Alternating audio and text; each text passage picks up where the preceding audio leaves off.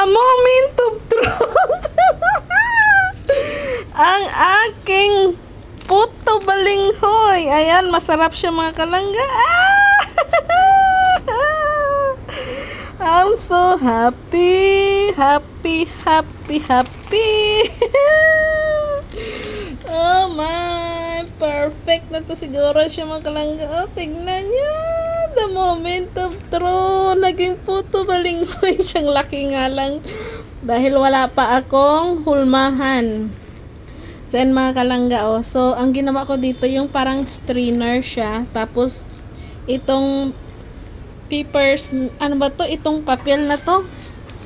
Baking paper ay binutas-butasan ko lang yan sa baba. Sa ilalim pala. So, ayan mga kalangga. So yummy. Tingnan natin.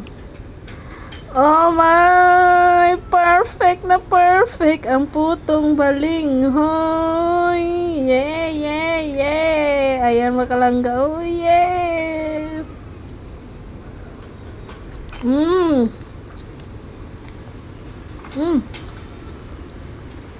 Wow. Mga kalangga, oh. Wow, so yummy.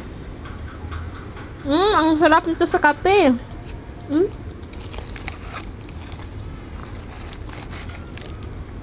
Ang sarap, ang ganda ng kulay mga kalangga. Kung anong nakikita nyo sa camera, yan ang kulay talaga sa personal. Hala! Oh, ayan. Satisfied. Craving satisfied mga kalangga. Tignan nyo naman, oh.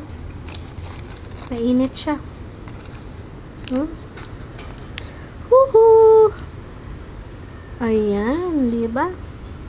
Nilagyan ko siya ng asin.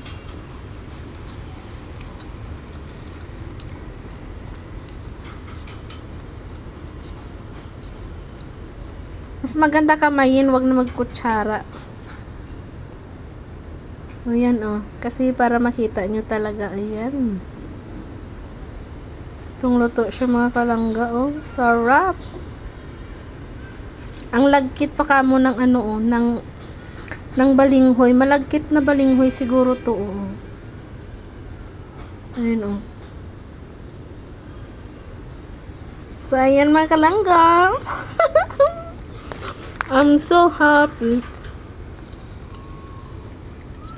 Son, mga kalangga, son. Nagtitinda ako. Sarap.